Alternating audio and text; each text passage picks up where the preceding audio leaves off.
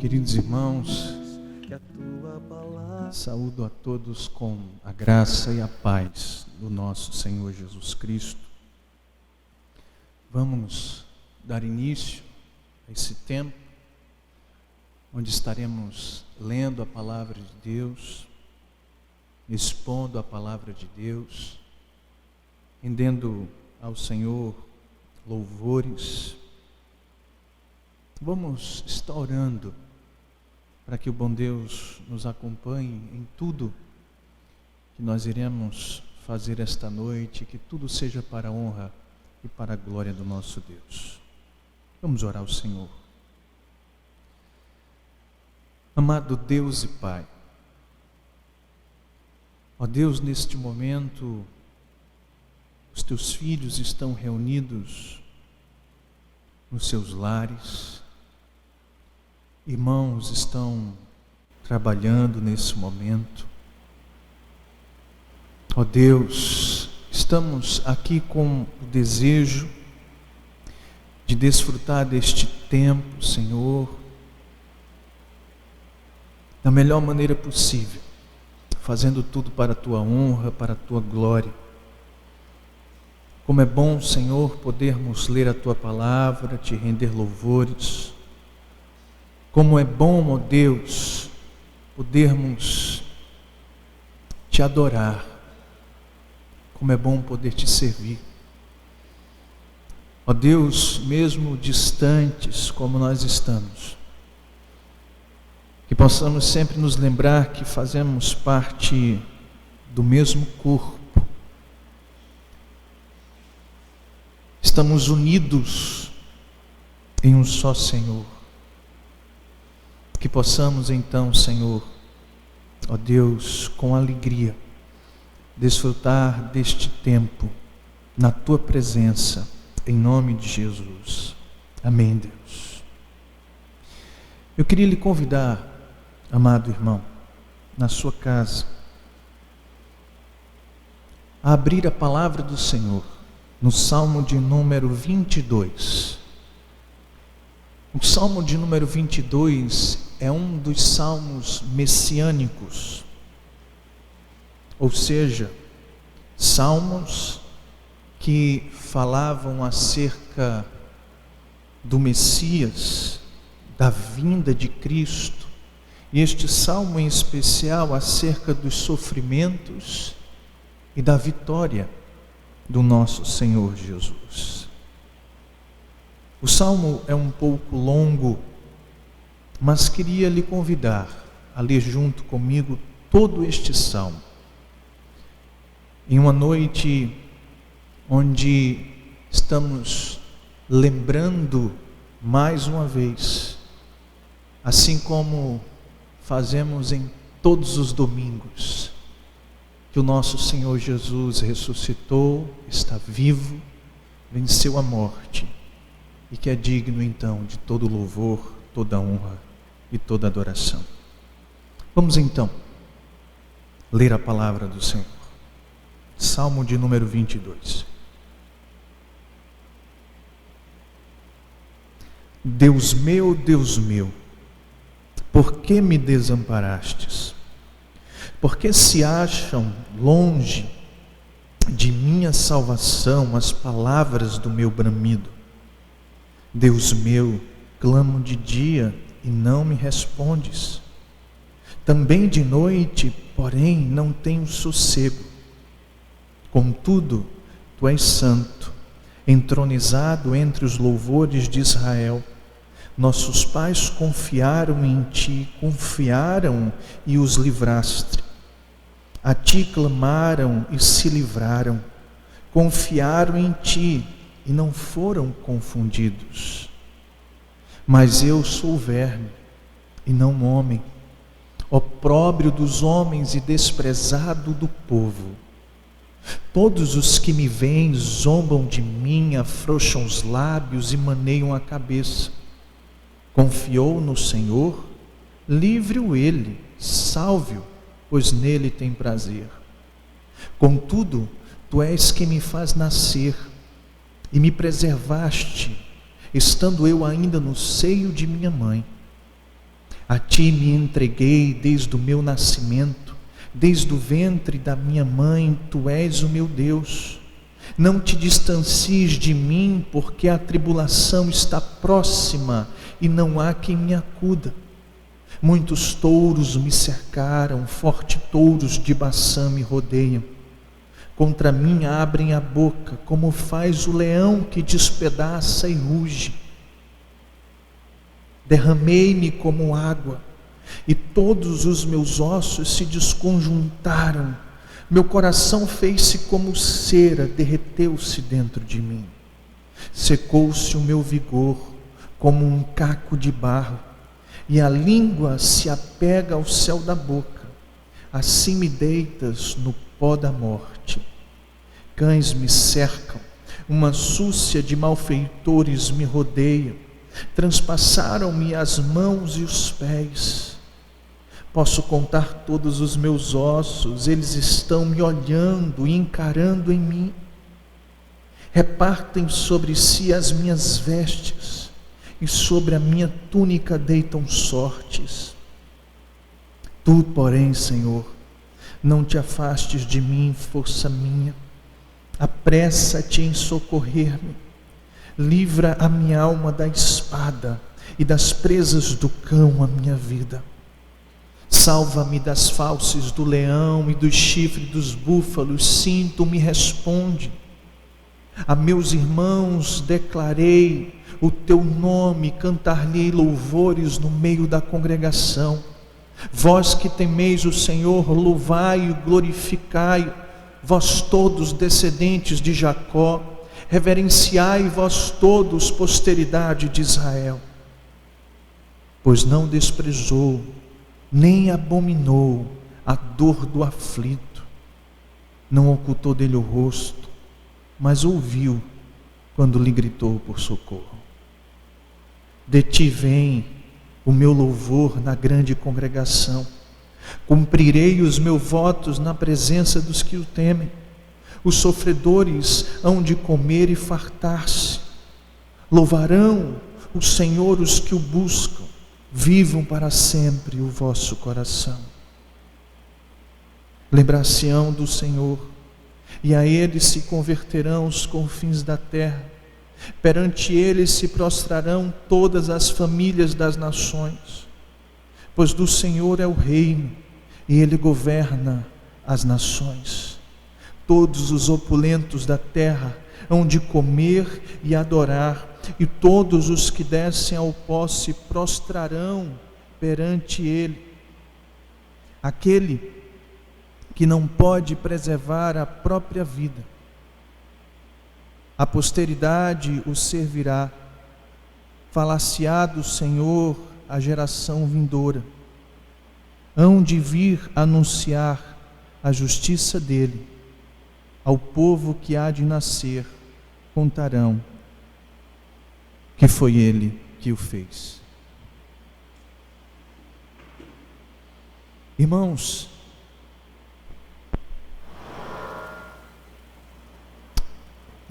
este salmo que acabamos de ler foi escrito muitos anos antes da vinda de Cristo, da sua morte, da sua ressurreição. E vemos aqui aquele que é o Senhor da história, já proferindo muito do que iria acontecer com o nosso Senhor e Salvador Jesus Cristo. Irmãos, porque Deus, na verdade, nos amou antes que o mundo viesse a existir. E quando o homem caiu, já havia Ele então predefinido um plano glorioso para nos resgatar.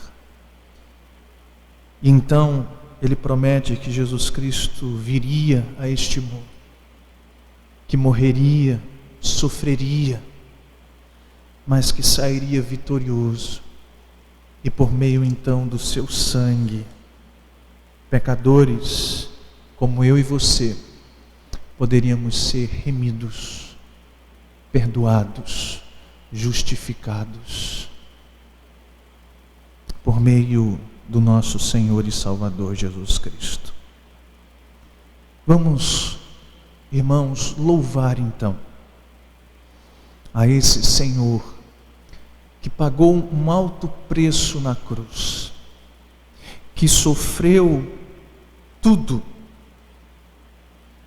o que nós ouvimos aqui e um pouco mais, por amor à sua igreja e ao seu povo, para nos tornar alvos, para nos tornar limpos, para nos purificar de todo o pecado, de toda a injustiça. Louvemos então ao Senhor nesta noite.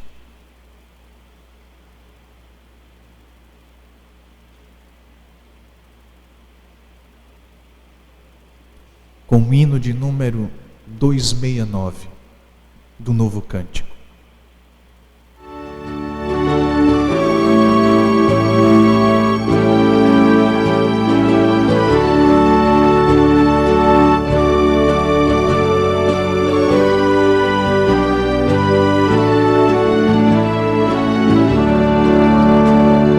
Seja bendito o Cordeiro que na cruz por nós padeceu.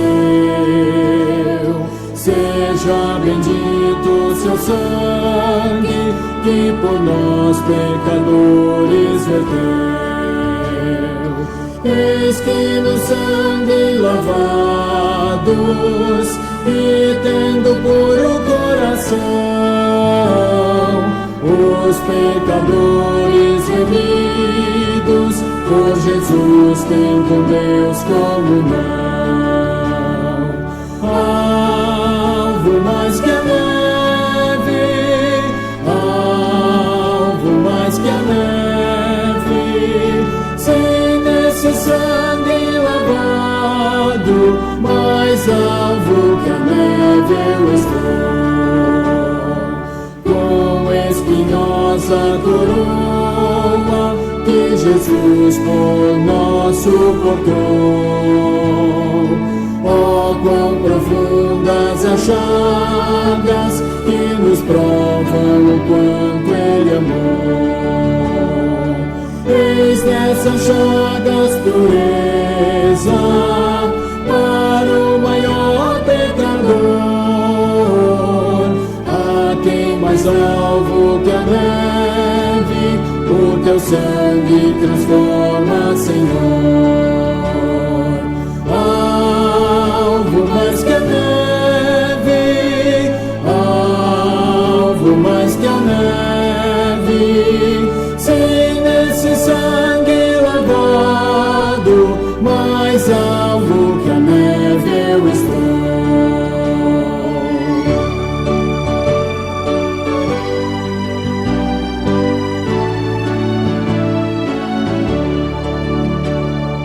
Se as faltas nós confessarmos e seguirmos na tua luz, tu não somente perdoas, purificas também, ó Jesus. Lavas-lhe todo o pecado, que maravilhas de amor, pois que mais alvo que a neve, o teu sangue nos torna, Senhor. Alvo mais que a neve, alvo mais que a neve, se nesse sangue lavado, mais alvo que a neve eu estou.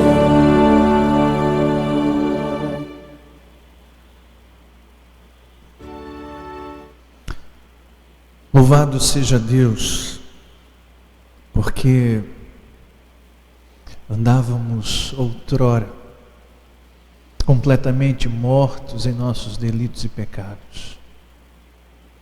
Estávamos com o nosso entendimento completamente cego pelo Deus desse mundo. Andávamos como ovelha que não tem pastor. Estávamos completamente perdidos na podridão dos nossos pecados. Mas Deus enviou o seu único Filho, Cristo Jesus, para morrer de maneira que todo aquele que crer no Senhor Jesus será salvo e pode então desfrutar na sua vida do precioso sangue de Cristo, vertido na cruz do Calvário, para nos purificar de todo o pecado e de toda imundícia. Vamos nesse momento orar em gratidão a Deus. Em gratidão a Deus por Ele ter enviado o seu Filho, pela obra redentora de Cristo, pela salvação que nós podemos desfrutar em Cristo Jesus. Vamos agradecer. Feche os seus olhos. Amado Deus e Pai, ó meu Senhor, como é bom podermos te louvar, ler a tua palavra e se lembrar constantemente do grande preço que foi pago na cruz do Calvário por nós. É verdade, ó Deus, que a salvação vem por meio da graça de Deus. A fé nós recebemos como um dom de Deus, não é de obras, que ninguém se glorie. Mas apesar de termos recebido gratuitamente, ó Deus, esta fé, e consequentemente a salvação, e fomos justificados gratuitamente em Cristo Jesus, apesar disso, ó Deus, o preço foi muito alto, Deus. O custo para isso foi a encarnação do Filho de Deus, Cristo Jesus. O custo foi o sofrimento. O custo foi muito alto em ver o nosso Salvador pregado naquela cruz, quando nós deveríamos estar ali. O custo foi muito alto. Foi a vida do unigênito Filho de Deus. O preço foi muito alto, foi o sangue do Cordeiro vertido na cruz. Santo, justo, bom, sem pecado. Foi um preço muito alto. E nós te somos gratos. Porque um dia Cristo, de maneira substitutiva, assumiu o meu lugar naquela cruz. Assumiu o lugar do seu povo naquela cruz, e bebeu o cálice da ira de Deus, e bradou naquela cruz: Tetelestai, está consumado, e entregou a sua vida ao Senhor. Te louvamos porque ao terceiro dia a tumba estava vazia. Cristo estava vivo. Posteriormente ele foi elevado aos céus, está sentado à destra do Pai, como aquele que cumpriu perfeitamente a obra, para que pudéssemos ser redimidos. Nós te somos gratos, ó Deus, porque Cristo nos proporciona tudo o que precisamos para sermos salvos e no grande dia estarmos entre aqueles que fazem parte do teu povo, separados, escolhidos, amados poderosamente pelo Senhor. O nosso coração esta noite é grato, porque um dia o Senhor limpou e purificou os nossos corações. E hoje somos teus filhos, somos herdeiros. Nós pertencemos ao Senhor. Muito obrigado, Deus. É assim que nós te oramos em gratidão ao Senhor. Em nome de Jesus. Amém. Vamos, irmãos, estar louvando ao Senhor, nos preparando para recebermos a palavra de Deus com um louvor que fala de um Deus que é digno, de um Senhor que é digno de receber toda honra, toda glória, todo louvor, pelo preço que Ele pagou na cruz, mas também porque Ele ressuscitou e está vivo. Então louvemos ao Senhor nosso Deus com os nossos irmãos da Igreja Presbiteriana de Pinheiros, com um louvor: digno é o Senhor.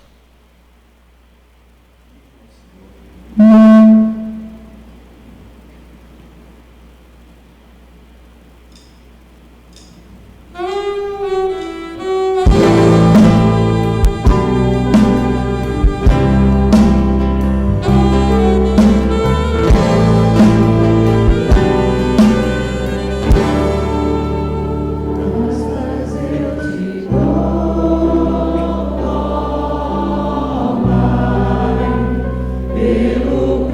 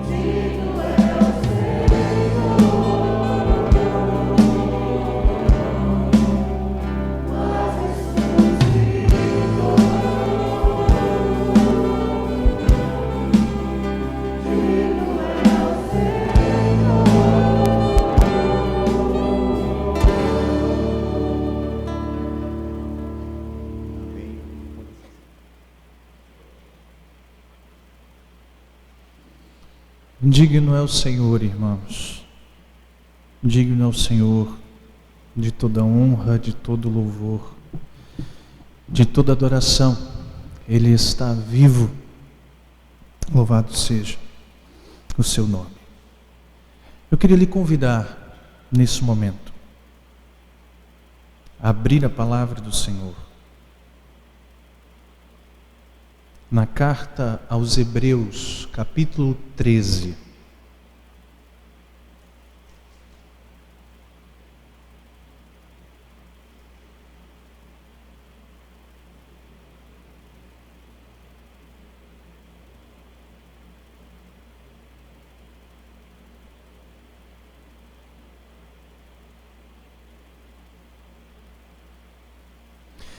Hebreus capítulo 13, versículos 20 e 21 da palavra do nosso Senhor.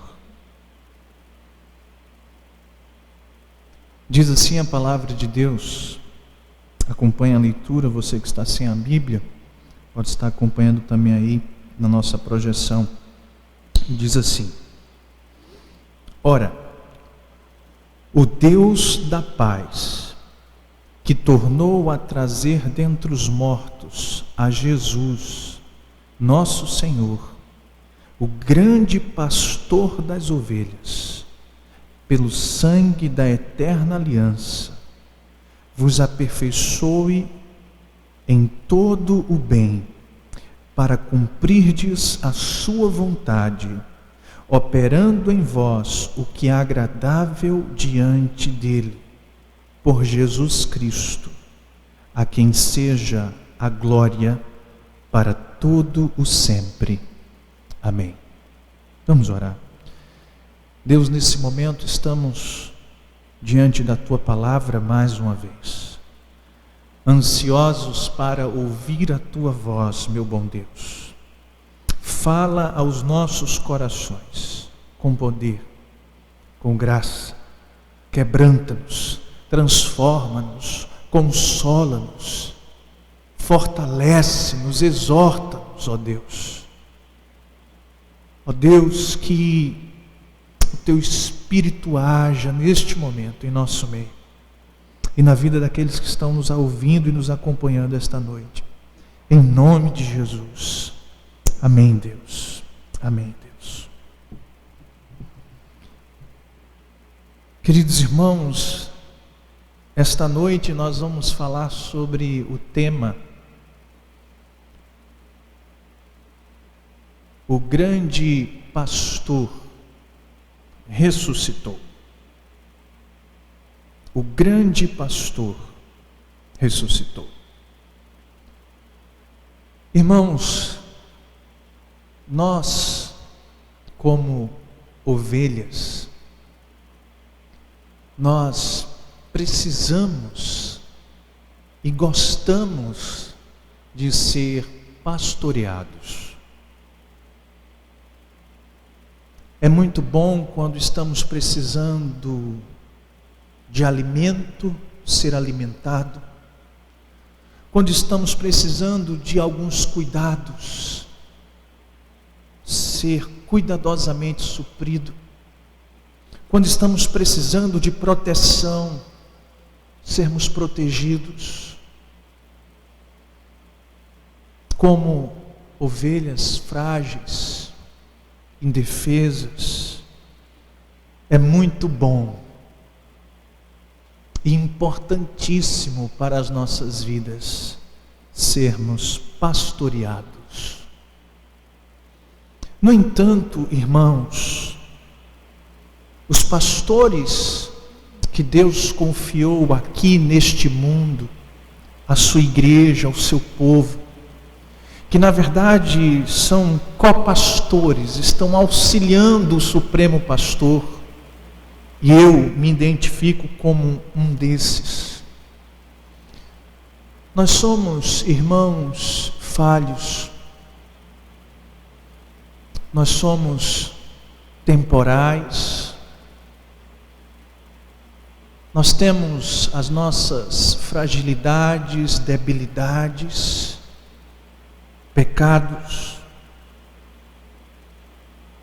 A verdade é que nem sempre nós sabemos alimentar como deveríamos, cuidar, proteger.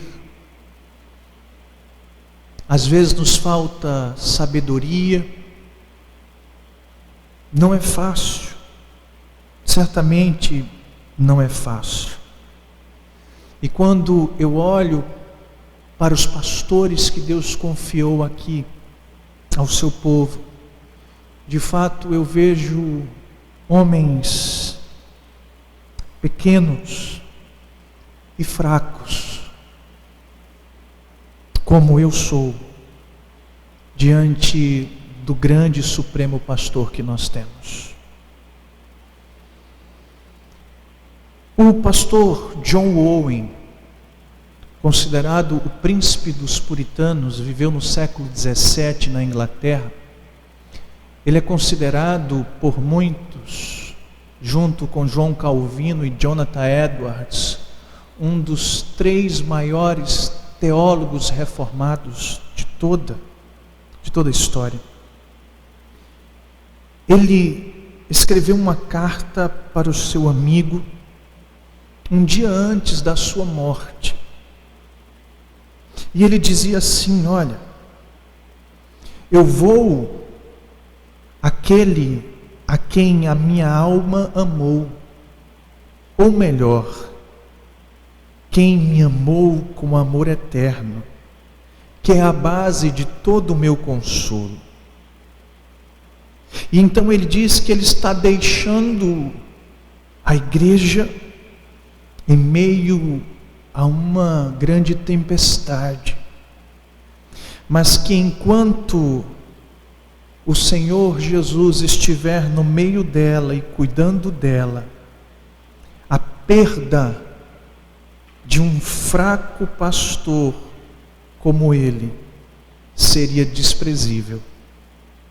Então ele diz: viva, ore, tenha esperança, espere pacientemente e não desanime.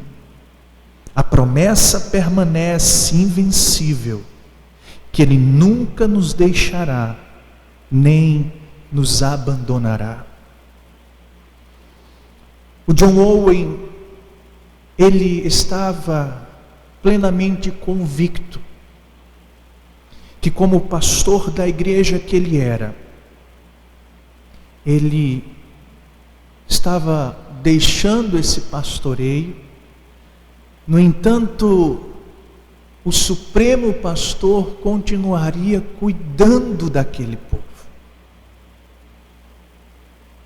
Então ele lembra aos seus ouvintes de que esse Supremo Pastor prometeu que de fato nunca abandonaria estas ovelhas. Ele se sentia fraco, pequeno e desprezível, quando comparado ao grande pastor, bom pastor e supremo pastor da sua alma e da igreja. Por isso, irmãos, esta noite nós iremos falar acerca do grande pastor, que em momentos como esse em nossa vida e em qualquer outro momento difícil que você possa estar enfrentando, mesmo que você se sinta desamparado pelos homens, Ele está com você. E sabe por quê? Porque Ele venceu a morte. Ele está vivo. E Ele não nos abandonará. Jesus Cristo, o nosso grande pastor. Quando nós olhamos para esta carta, meus irmãos, nós vamos ver que a carta aos Hebreus, ela difere de outras cartas do Novo Testamento, porque não apresenta o seu autor. Alguns pensam ter sido o apóstolo Paulo, outros pensam que foi Lucas, outros pensam em Barnabé, outros em até Apolo. Mas como diria Orígenes, um dos pais da igreja, a grande verdade é que só Deus sabe quem de fato foi o autor desta carta aos Hebreus. Apesar disso, nós podemos ler esta carta e entender o público, os destinatários a quem ela foi escrita. Ela também não diz explicitamente a quem está se destinando, mas ao lermos a carta, nós podemos concluir que essa carta está sendo escrita para judeus que haviam se convertido ao cristianismo e que estavam sendo perseguidos e tentados a voltar ao judaísmo que eles viviam anteriormente, antes de abraçar a sua fé em Cristo Jesus. Ao que tudo indica, esta carta foi escrita antes do ano 70 depois de Cristo, porque na carta fala-se muito acerca das coisas do templo, dos sacrifícios, dos sacerdotes, entre outras questões que ainda estavam funcionando nos dias, no meio do povo de Deus, até a destruição do templo no ano 70 depois de Cristo.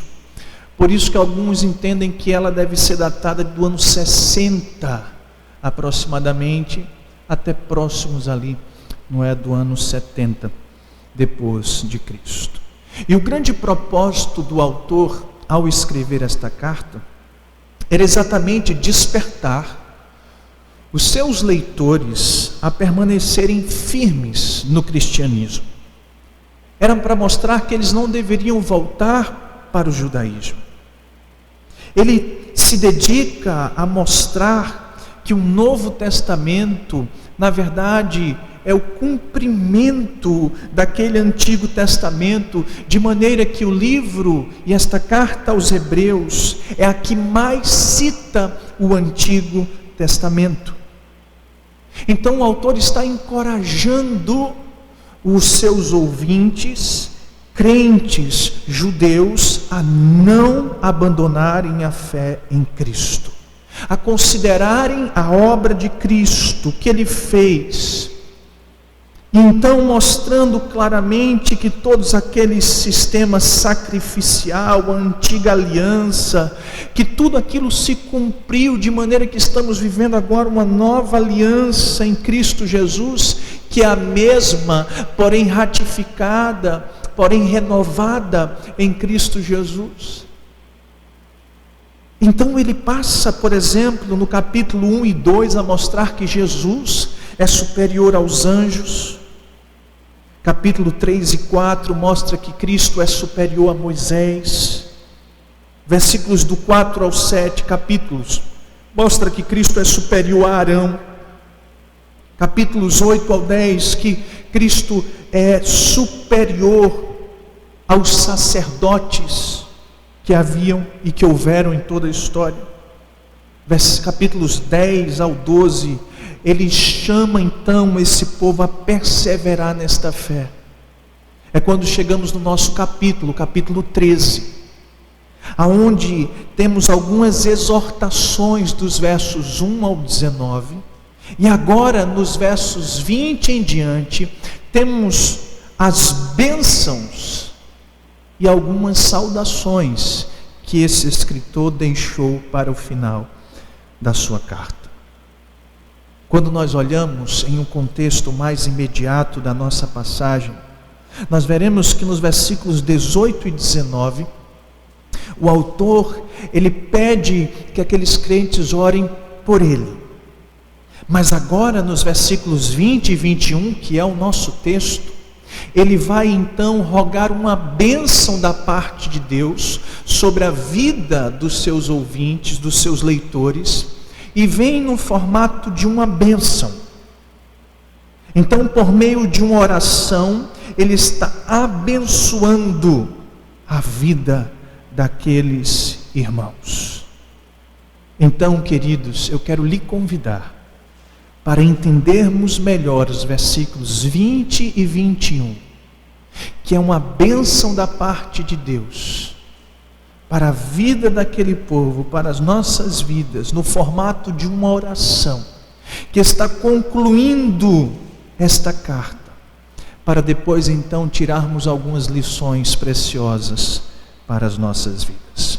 Fique com a palavra de Deus aberta, e estaremos juntos tentando entender melhor um pouco desse texto e o que ele tem para nos ensinar. O autor então, ele começa na sua oração, na sua bênção, se dirigindo ao Deus da paz. Olha o que diz o versículo 20: ora, o Deus da paz. Ele se refere a Deus, irmãos, inicialmente, aqui, como o Deus da paz. E isso é muito significativo. Por quê? Pois Deus é aquele que é o agente pacificador. É Deus quem pode criar a paz, que pode conceder a paz, que pode de fato, dar esta paz aos corações dos homens. Ou seja, o autor, ele começa mostrando que existe uma paz que vem de Deus. O autor não está falando, de a paz de Deus, mas ele se refere ao Deus da paz. Ou seja, ele é este agente, é dele que vem, e tão somente por meio dele é que podemos desfrutar de paz, É interessante eu lhe lembrar que as pessoas estão buscando desesperadamente a paz para as suas almas, de muitas maneiras. Mas a Bíblia fala que só pode existir a verdadeira paz por meio da reconciliação dos homens pecadores com o seu Criador, Deus. Por quê, pastor? Porque os nossos pecados nos tornaram e nos fizeram inimigos de Deus.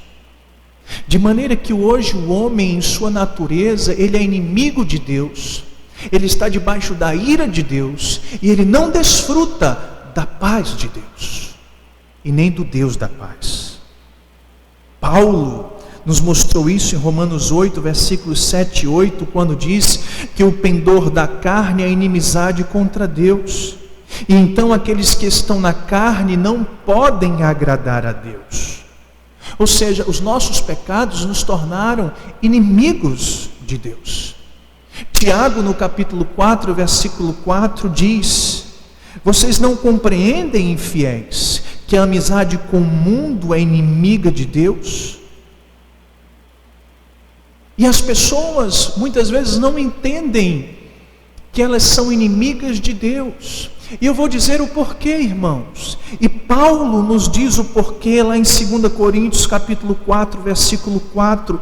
Porque ele nos afirma que o Deus deste século cegou a mente dos homens, o entendimento, de maneira que a luz do Evangelho não pode resplandecer neles.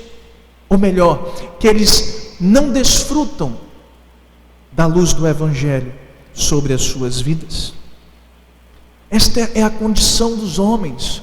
Os homens, eles são inimigos de Deus, eles estão cegos no seu entendimento, eles não têm como expiar os seus pecados. Em outras palavras, os homens sem Deus estão perdidos, porque estão então afastados dele, estão debaixo da sua ira, são por natureza pecadores, estão mortos. Então, como esses homens podem desfrutar de paz? Irmãos, o apóstolo Paulo em 2 Coríntios 5,19 diz que Deus estava em Cristo, reconciliando consigo o mundo, não imputando aos homens as suas transgressões. Ou seja, por meio de Cristo, Deus reconcilia-se com pecadores, de maneira que nós podemos então, por meio de Cristo, desfrutar da paz de Deus e do Deus da paz, a quem o autor está se dirigindo. O Deus da paz, o Deus que toma a iniciativa de reconciliar consigo os pecadores. É a esse Deus que ele se dirige. A quem, segundo ele, acompanha o texto, tornou a trazer dentre os mortos a Jesus. Esse Deus da paz, ele trouxe dentre os mortos Jesus Cristo. Irmãos, existe um sentido em que o próprio Jesus, ele deu a sua vida e a retomou.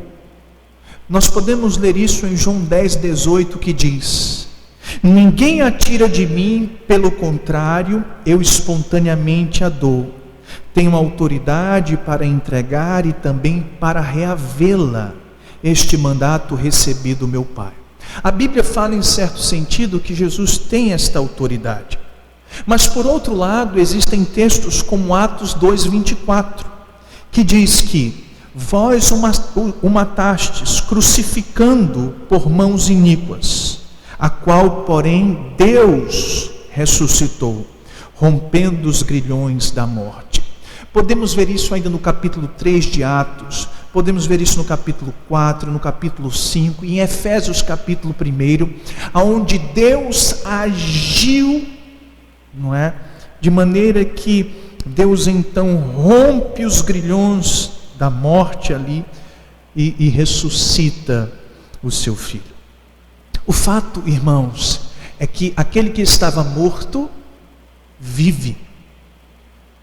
E o autor já falou, apesar de ser esta a única vez que ele fala acerca desta ressurreição, de maneira mais clara e explícita, implicitamente, lá no capítulo 1, no versículo 3, ele já tinha falado de Cristo exaltado à direita da majestade de Deus, dando a entender que ele havia ressuscitado e que estava à destra do Pai. No capítulo 4 também ele já falou, no versículo 14, acerca do grande sumo sacerdote que entrou nos céus, apontando também para um Cristo ressurreto.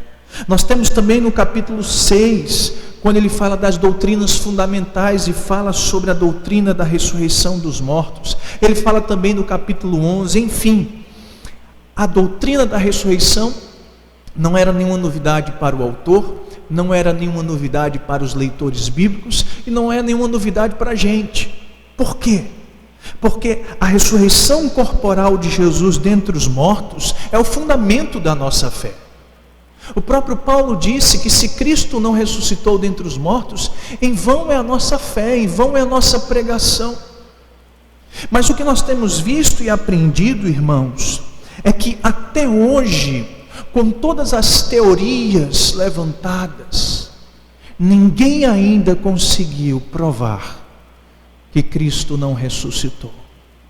Muito pelo contrário, nós temos evidências históricas, nós temos a própria palavra de Deus que nos é suficiente e que nos afirma isso.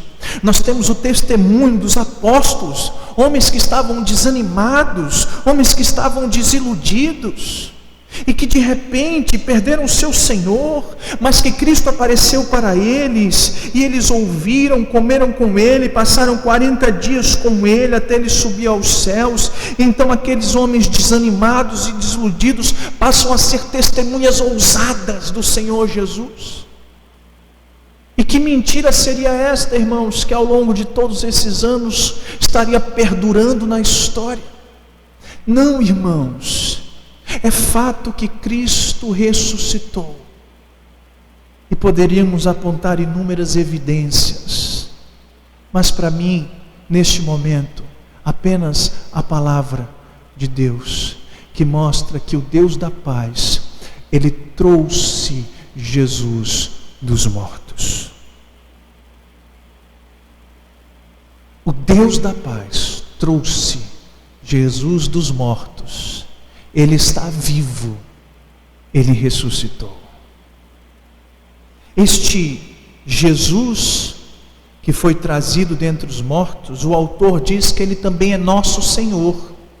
Se por um lado nós temos Jesus, e aqui seria este nome, não é o seu nome aqui humano, nascido da Virgem Maria, pelo poder do Espírito,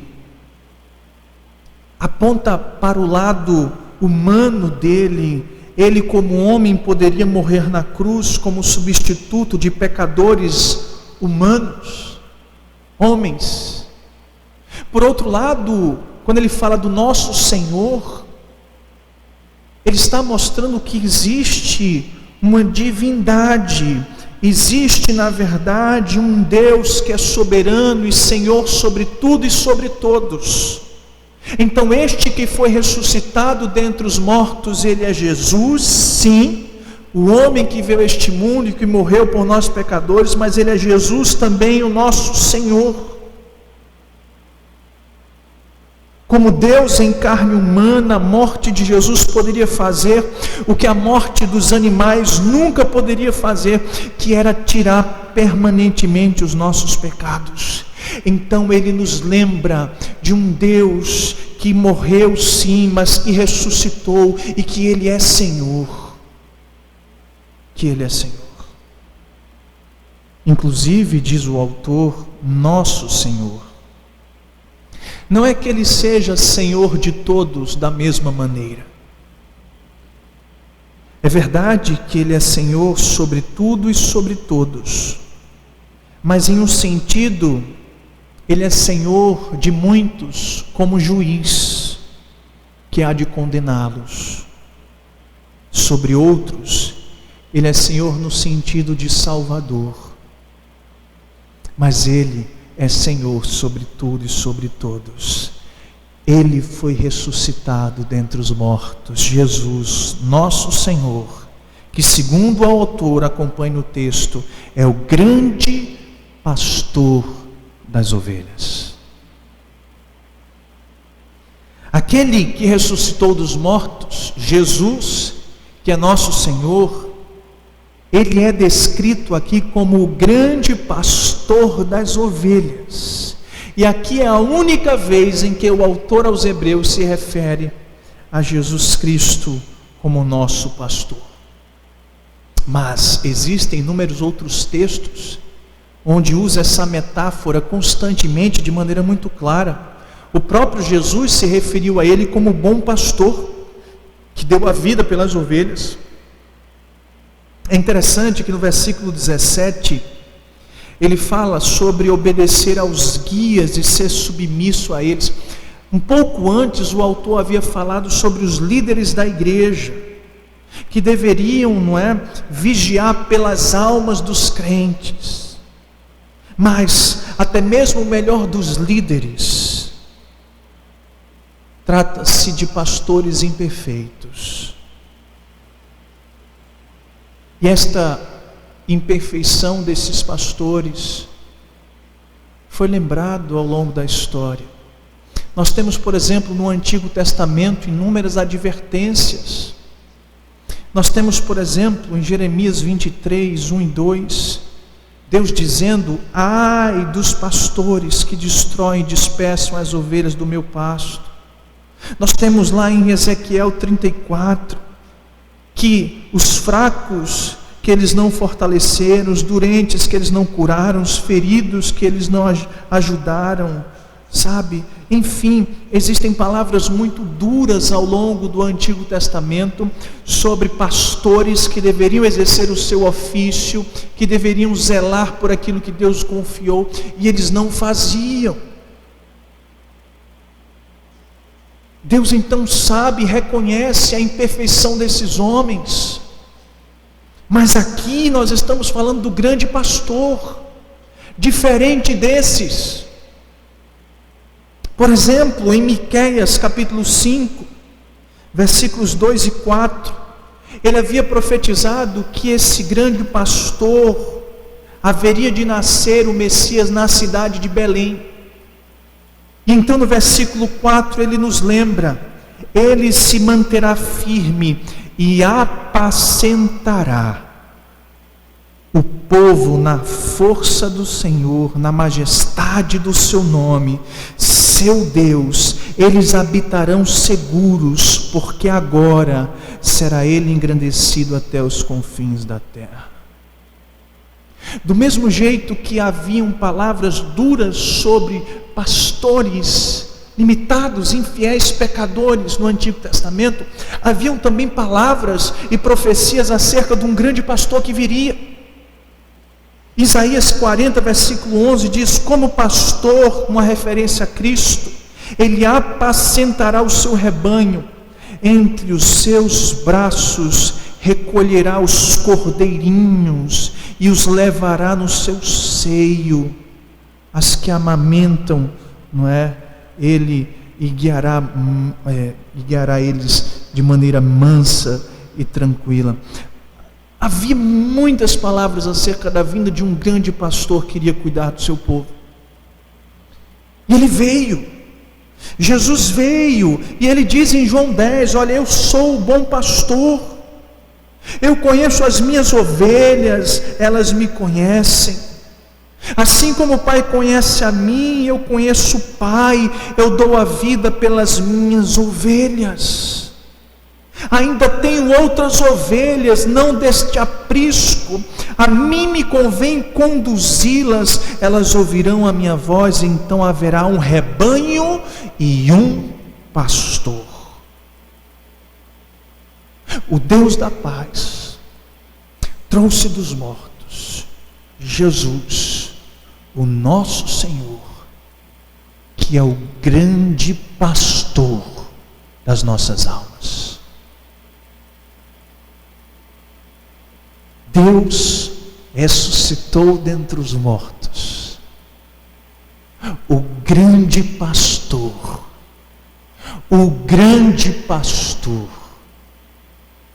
das nossas almas, Cristo Jesus. Mas a pergunta é: por que o Deus da paz ressuscitou Jesus Cristo dos mortos? Ele agora Ele é Senhor e pastor, o grande pastor. Por que Deus fez isso? O texto diz que isso foi feito pelo sangue da eterna aliança. Algumas versões trazem através do sangue da eterna aliança. O que ele quer dizer com isso? O Antigo Testamento está repleto de textos que mostram que Deus escolheu um povo para ele, onde Deus prometeu ser o Deus desse povo. O Antigo Testamento está repleto de textos. Ezequiel, em Jeremias, Isaías, tantos outros que falam de um Deus que tem uma aliança com o povo. E que esta aliança não é temporal, não é passageira, mas que é uma aliança eterna. Então, através do Antigo Testamento, nós vemos que Deus, Ele está, estabelecendo uma aliança eterna com o seu povo. E agora esta aliança, ela foi selada. Ela foi selada pelo sangue de Cristo. A morte de Cristo cumpre, irmãos, tudo o que os sacrifícios do Antigo Testamento apontavam. Deus instituiu os sacrifícios do Antigo Testamento para fornecer uma solução temporária para os pecados e para o povo judeu. Os sacrifícios do Antigo Testamento apontavam para aquele que realmente derramaria o seu sangue de uma vez por todas, para todos sempre, que seria suficiente, poderoso para, comprar o seu povo, a sua igreja, e limpá-los de todos os pecados, de toda injustiça. Nós aprendemos que o salário do pecado é a morte, que Deus é justo.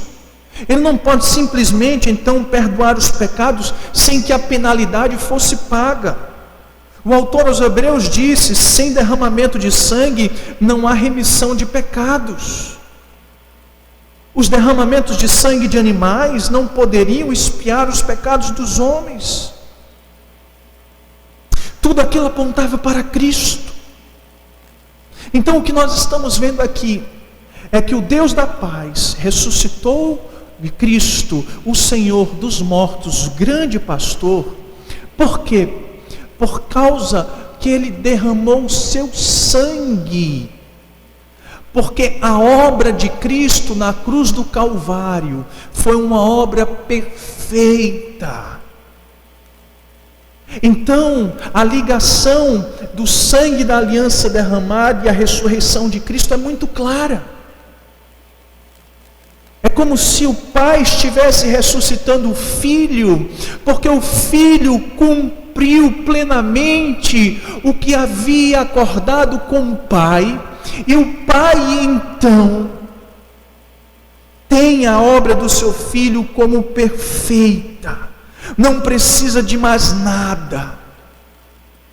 E então Ele o ressuscita, como um sinal de que agora nós podemos ter paz. Por quê? Porque o Deus da paz enviou o bom pastor, que morreu por nós, e que está vivo. O Pai o ressuscita, como estivesse dizendo assim: está certo, meu filho. Você cumpriu todos os requisitos que era necessário para salvar a igreja, para salvar o seu povo, para salvar todo aquele que se arrepende. Foi por meio do seu sangue, por meio de Cristo. Então, irmãos, é isso que faz esta aliança ser eterna, no sentido de que ela nunca será invalidada ou substituída. O sangue derramado de Jesus é o sacrifício final e completo pelos nossos pecados. Abra aí a palavra de Deus em Isaías 53. Cantamos muito esse texto, não é? Isaías 53, versículos 4 e 5. Havia-lhe sido profetizado a morte do Senhor Jesus. E o texto diz: certamente Ele tomou sobre si as nossas enfermidades, e as nossas dores levou sobre si. E nós o reputávamos por aflito, ferido de Deus e oprimido. Mas Ele foi transpassado pelas nossas transgressões e moído pelas nossas iniquidades. O castigo que nos traz a paz estava sobre Ele, e pelas suas pisaduras fomos sarados. Olha o que o texto diz: todos nós andávamos desgarrados como ovelhas, Cada um se desviava pelo caminho, mas o Senhor fez cair sobre ele a iniquidade de nós todos. Ou seja, o Deus da paz que ressuscitou Jesus Cristo, o Senhor, o grande pastor, Ele fez isso por causa do sangue de Cristo vertido na cruz. Porque Cristo consumou plenamente a sua obra. Ele pagou perfeitamente e completamente o preço de maneira substitutiva, o que precisava ser pago para salvar nós, filhos pecadores, ovelhas desviadas, que andávamos sem pastor. E então, irmãos, o autor, e eu quero que você preste atenção, ele está se dirigindo ao Deus da paz. E então, ele usa como base que o Deus que pode conceder esta paz, Ele faz tudo isso por meio de Cristo, ou seja, por meio de Cristo, Ele pode proporcionar que os homens sejam justificados, não é? E tenham paz com Ele. E então agora, tomando por base a obra de Cristo, o que Deus fez por nós, por meio do seu Filho, Ele faz alguns pedidos a Deus, muito específicos. Versículo 21 diz: vos aperfeiçoe em todo bem, para cumprirdes a sua vontade. Ele aqui, irmãos, pede a Deus, para que Deus possa estar fazendo algo pelos seus filhos, que hoje têm paz com Deus, que desfrutam de Jesus Cristo, que são pastoreados por aquele bom pastor que ressuscitou dos mortos. Ele pede então a Deus: Deus, olha, aperfeiçoa-me em todo o bem para cumprirdes a sua vontade. Ele está pedindo para que Deus aperfeiçoe, irmãos, o seu povo, a sua igreja, para cumprir a sua vontade. Talvez essa tradução aqui não seja muito boa, aperfeiçoar, mas a ideia do texto é a ideia de restaurar algo. A ideia do termo na língua grega é de algo que está em desuso e que vai ser restaurado para cumprir o seu objetivo, a sua função, o seu propósito. Por exemplo, em Mateus capítulo 4, esse termo é utilizado para uma rede de pescar, que estava rasgada, estava inutilizada. Então essa rede seria aperfeiçoada, ou seja, restaurada, e iria cumprir o seu propósito. Esse termo também era utilizado para quando no nosso corpo, quando havia um acidente, vamos imaginar uma perna quando quebrava e que o osso ficava exposto, esse ato de colocar o osso de volta, de restaurar esta perna para que ela possa ser usada, aponta muito bem para esta ideia. Então o que é que ele está nos lembrando aqui? É que nós somos pecadores, nós estávamos feridos, despedaçados, pelos nossos próprios esforços, nós não poderíamos nos restaurar.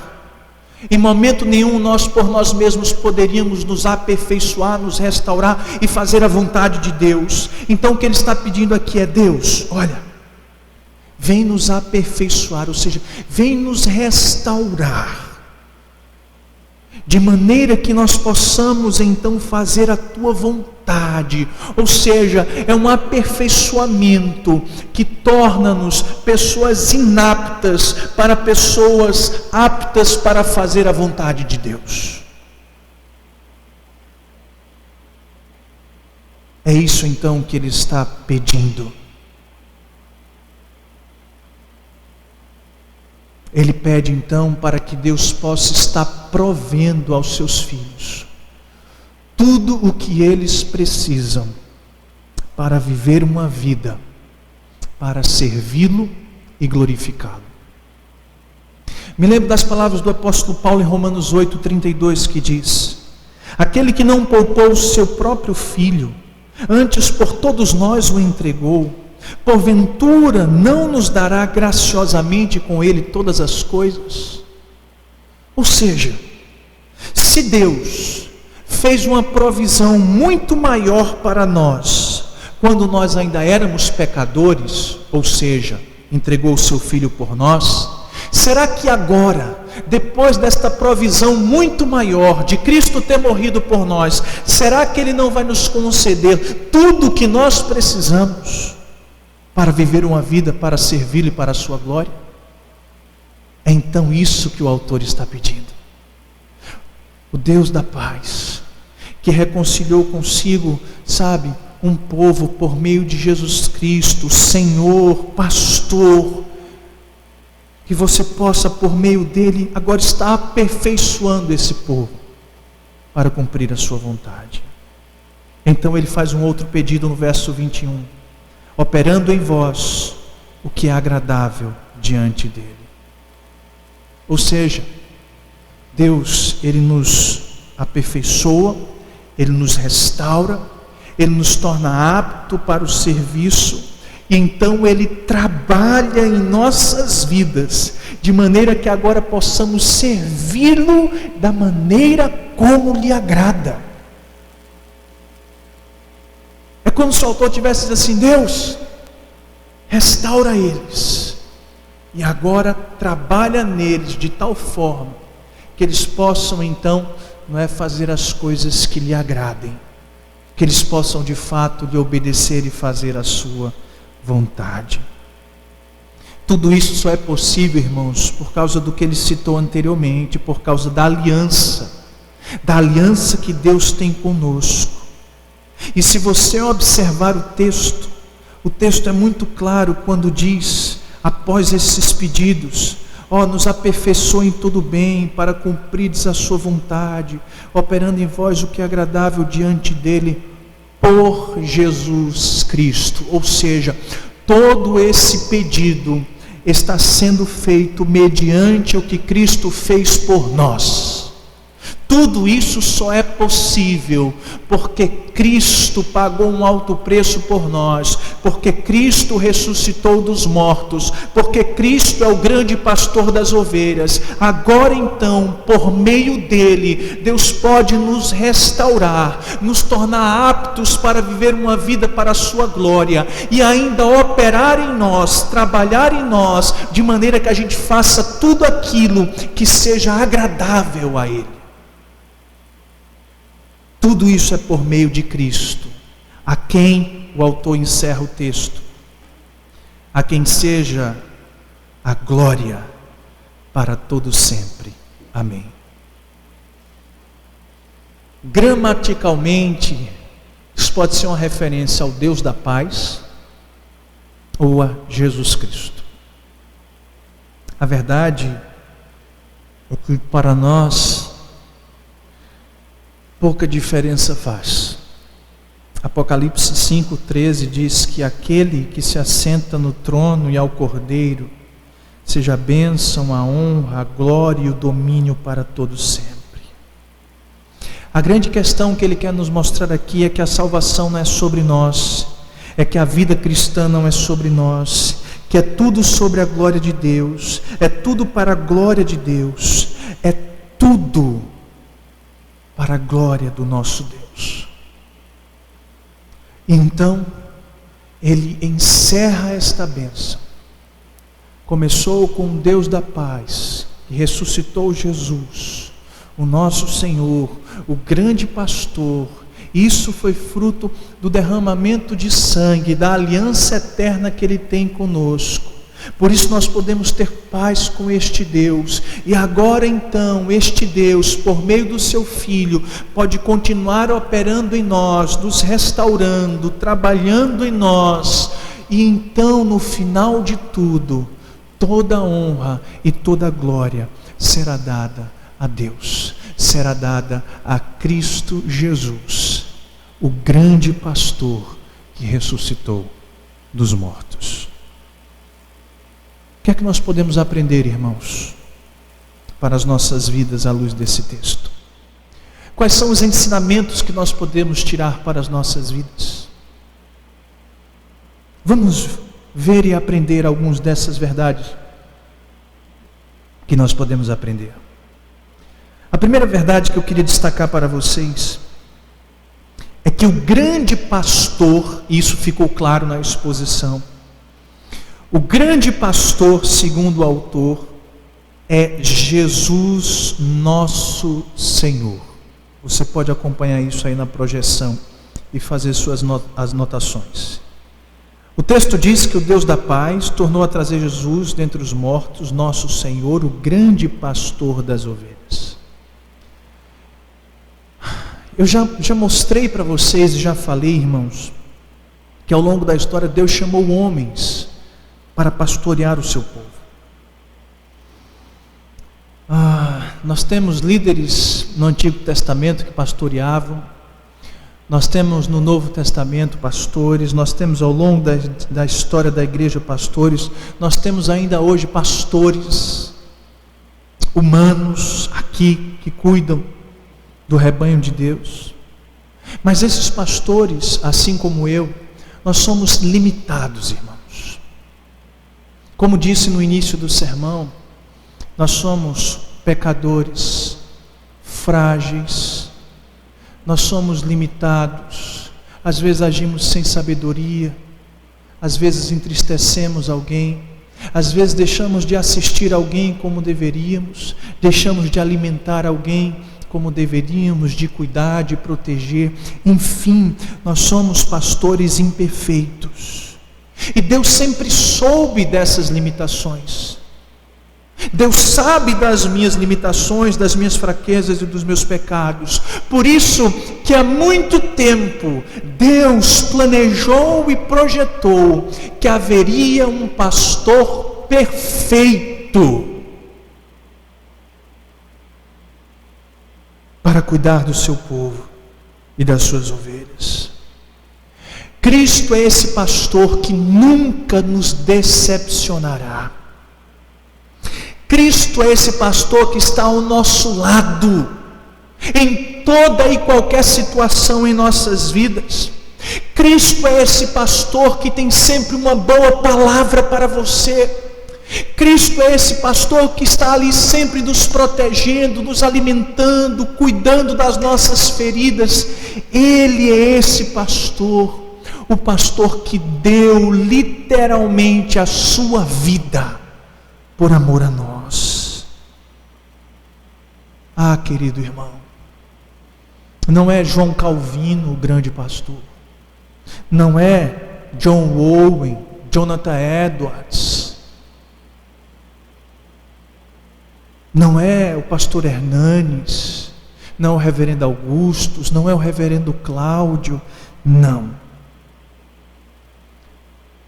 O grande pastor é Jesus Cristo, o Senhor das nossas almas. Nunca se esqueça disso. Você tem um grande pastor que está cuidando de você. O seu nome é Jesus. Ele deu a sua vida pelas suas ovelhas. As suas ovelhas ouvem a sua voz e o seguem. Jesus é o nosso grande pastor. A segunda lição que nós iremos ver é que o grande pastor, que nós sabemos claramente que é Jesus nosso Senhor, ele tem uma aliança eterna com as suas ovelhas. O texto diz que Deus tornou a trazer Jesus dos mortos, nosso Senhor, o grande pastor das ovelhas, através do sangue da eterna aliança.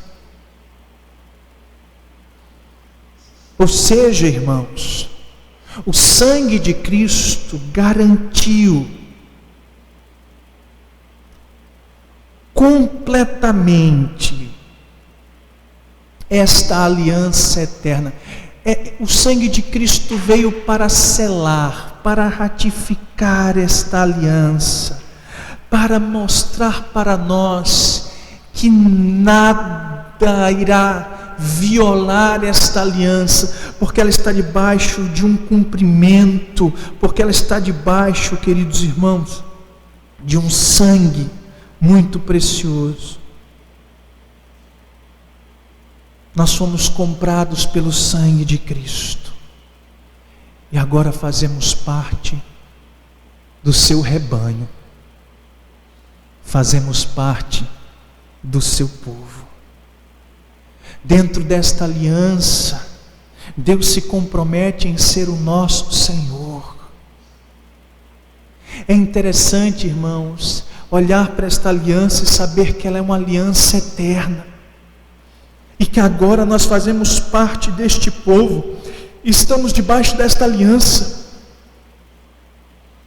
Olha o que é que o Senhor Jesus diz, lá em João 10, 28 e 30. Ele, como bom pastor das ovelhas, ele diz: eu lhes dou a vida eterna, jamais perecerão, e ninguém as arrebatará da minha mão.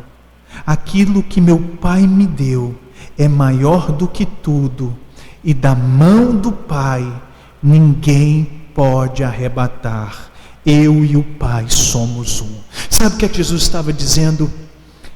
Que como bom pastor que morreu pelas suas ovelhas, todas as suas ovelhas estão debaixo do seu pastoreio, estão debaixo dos seus cuidados, está debaixo da sua proteção, de maneira, irmãos, que ele tem uma aliança eterna com essas suas ovelhas, e que nada nem ninguém pode, arrebatar estas ovelhas da mão desse pastor, porque elas lhe pertencem. E sabe por que elas lhe pertencem? Porque Deus concedeu estas ovelhas ao seu Filho Cristo Jesus.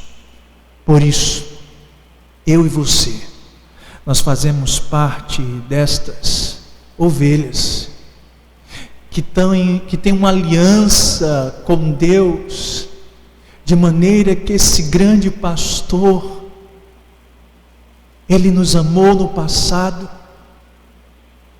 deu a sua vida no presente e continua a fazer grandes coisas em nossas vidas. O apóstolo Pedro, no capítulo 5 da sua primeira carta, ele fala no dia em que o Supremo Pastor voltar. E a gente, quando fala da volta de Cristo, a gente fala de Jesus como Rei. A Bíblia fala dele como um guerreiro, como servo, como amigo, como alguém que vai abençoar a todos. Mas nós nos esquecemos que ele ainda será pastor. Ele ainda será um pastor. Na sua segunda vinda, depois de milênios, depois de muitos anos, Apocalipse capítulo 7, versículo 16, olha o que diz: jamais terão fome, nunca mais terão sede, não cairá sobre eles o sol, nem ardor algum, pois o Cordeiro que se encontra no meio do trono os apacentará e os guiará para as fontes da água viva. E Deus lhes enxugará dos olhos todas as lágrimas. Ou seja, aquele que voltará para nos buscar, aquele que está sentado no trono, ele continua sendo pastor do seu povo, para todo sempre. Ah, querido irmão, como é bom saber que nós temos um pastor que fez uma aliança eterna conosco, e que podemos então descansar nos seus cuidados. Ele cuidou da gente hoje, está cuidando da gente nesse dia, ontem, e amanhã vai continuar cuidando, não importa o que você passe, o que você enfrente. Ele é seu pastor, ele permanece ao seu lado, ele caminha com você, não importa. Há momentos em que ele vai lhe guiar para as águas e pastos verdejantes. Há momento em que com o seu cajado e o seu bordão ele espantará aqueles seus inimigos. Mas há momentos também que nós iremos andar pelo vale da sombra da morte, e ainda assim não deveremos temer mal nenhum, porque a sua sombra e o seu cajado está conosco. Deus, o nosso bom pastor, está conosco em todo o tempo. Por isso, meu amado irmão, deleite-se nesse grandioso pastor que ressuscitou dos mortos para ser o meu pastor e o seu pastor para todo o sempre.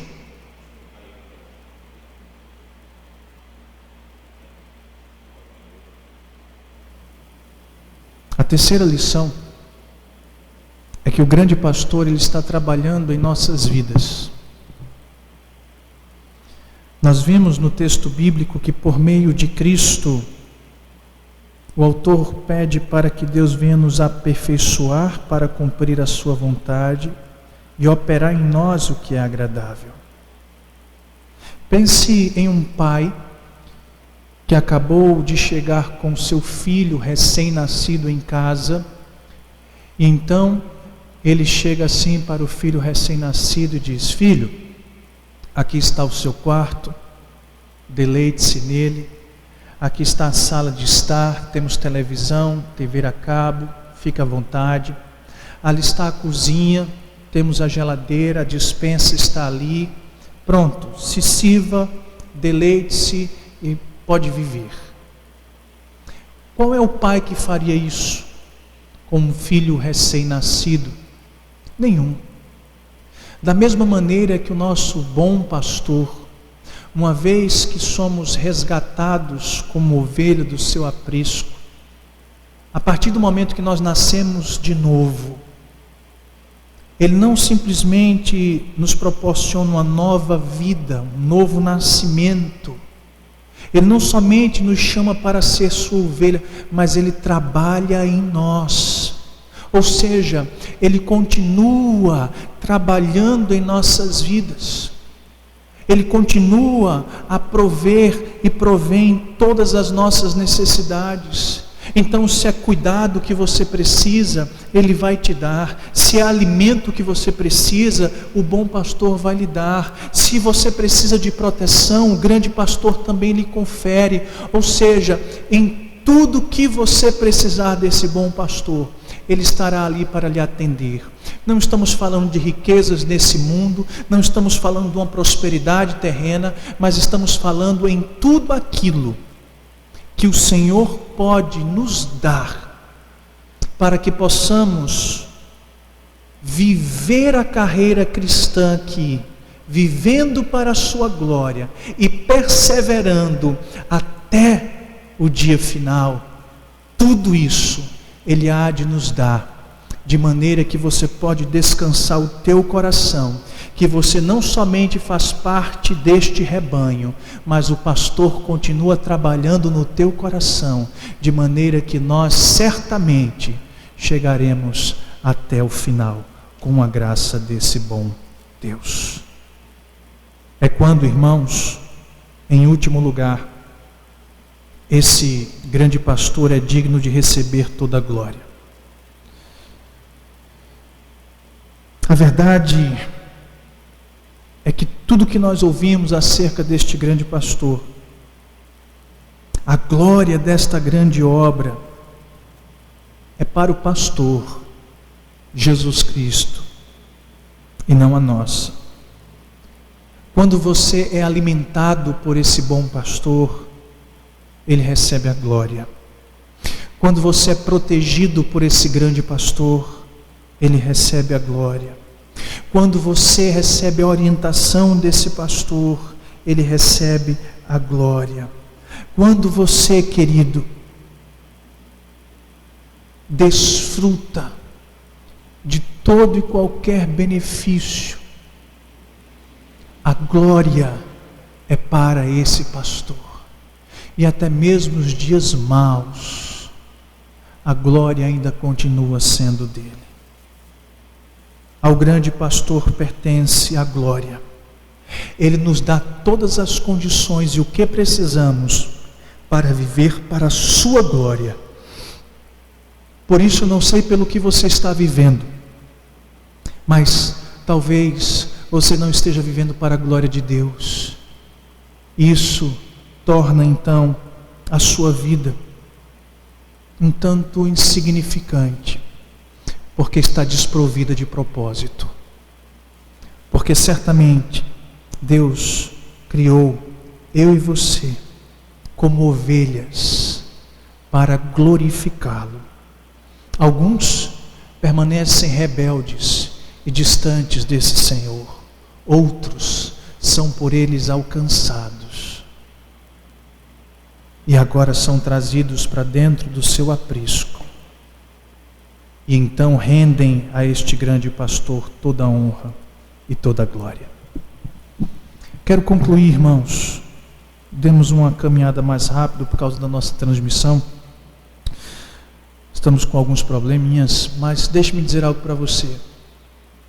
No início eu falei para você acerca dos dias que são difíceis e do nosso anseio em ser pastoreado.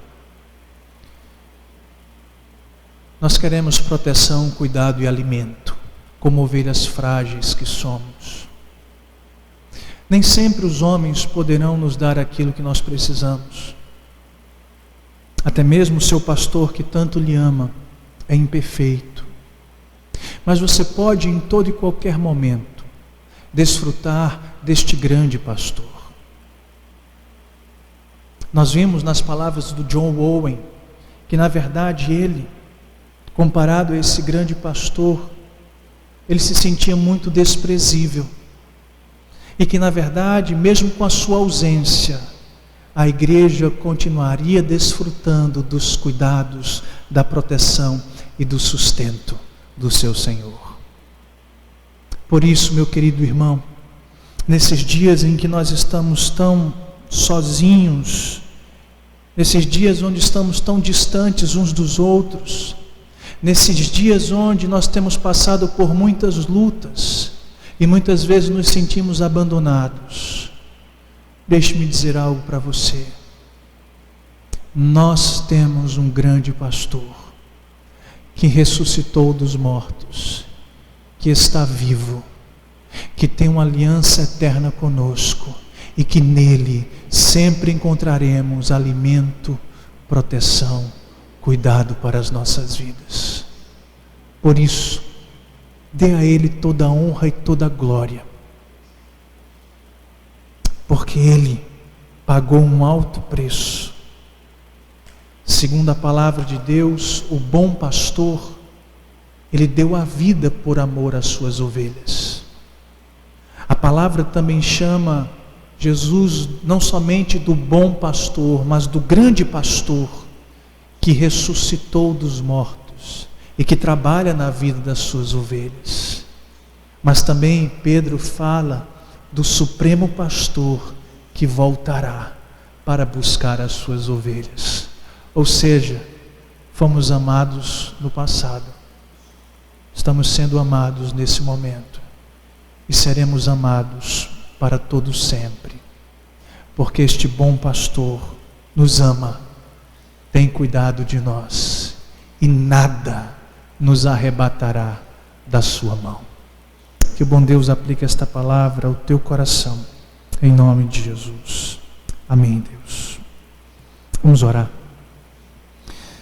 Senhor Deus, quero te agradecer, Senhor, por esta noite, quero te louvar, meu bom Deus, por esta palavra, ó Senhor, por tudo que nós podemos desfrutar, Senhor, da tua presença. Sabemos, ó Deus, que alguns irmãos não conseguiram acompanhar, outros, ó Deus, abandonaram a nossa transmissão, mas tu sabes, Senhor, que esta palavra, ó Deus, muito mais do que para qualquer ovelha que o Senhor me confiou, é para mim, Senhor. Tu és o meu bom pastor. Tu és o grande pastor que tem cuidado da minha vida. Mesmo que essa palavra, Deus, não alcance o coração de ninguém esta noite, esta palavra, primeiramente, é para o coração deste pastor imperfeito, pecador que sou. E no mais, Deus, age conforme o teu querer e a tua vontade e fala àqueles a quem o Senhor também quiser falar. Tu és o grande pastor que ressuscitou. Louvado seja o teu nome, em nome de Jesus. Amém, Deus. Querido irmão, nós continuamos ainda sem os nossos encontros presenciais e enquanto durar esse período, você pode estar fazendo as suas contribuições, seus dízimos e ofertas, podem estar sendo feito diretamente na nossa conta bancária. Nós só estamos falando nesse assunto por causa do momento que estamos vivenciando. Então, qualquer dificuldade que você tiver, procure Jefferson, tem aí no slide, o telefone do nosso tesoureiro também. Você pode estar tirando as suas dúvidas naquilo que você precisar, tá bom?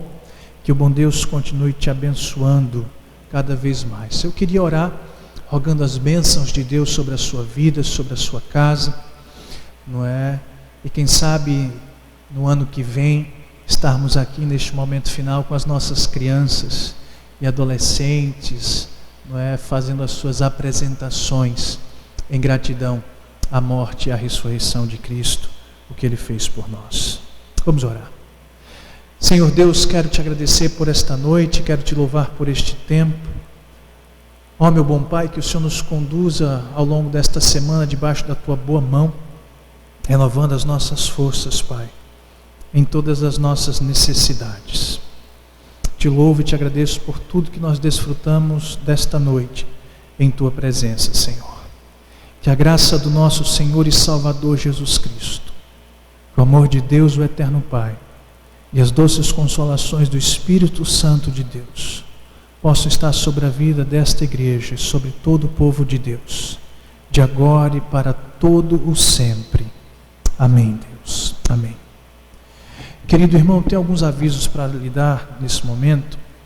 O primeiro é que nós tivemos um problema hoje na nossa transmissão. Então nós não sabemos até que ponto é a nossa internet, computador, enfim. E também não sabemos até que ponto também é seu equipamento e a sua internet. Então o que acontece? Quando o YouTube ele renderiza, ou seja, quando ele lança esse vídeo que nós estamos fazendo ao vivo no nosso canal, ele fica lá na íntegra, sem nenhum tipo de travamento. Então esses travamentos se dão ou por causa daqui da transmissão, mas muito mais provavelmente por alguma situação aí na sua casa, no seu celular, na sua televisão, na sua internet, enfim. Então hoje nós tivemos durante o culto um momento em que realmente caiu a transmissão. Então amanhã nós vamos estar baixando esses vídeos, editando e colocando de novo na nossa plataforma, lá no nosso canal no YouTube, e você vai poder então assistir todo esse sermão na íntegra, e aqui esse momento que nós tivemos, e também compartilhar com outras pessoas, tá certo? Amados, hoje eu não tive condições de conversar com o conselho acerca das nossas programações ao longo da semana. Amanhã vocês estarão sendo informados, mas basicamente as igrejas aqui em João Pessoa, falo por igrejas presbiterianas, ainda não retomaram seus trabalhos presenciais. Então, ao que tudo indica, nós seguiremos dessa forma, mas amanhã, após confirmar com o conselho, eu estarei me manifestando oficialmente, tá bom? No nosso WhatsApp. Então, que Deus vos abençoe e derrame de graça sobre a sua vida. Agradeço ao diácono Luiz aqui pela força mais uma vez. Fiquem na paz, meus irmãos. Deus abençoe.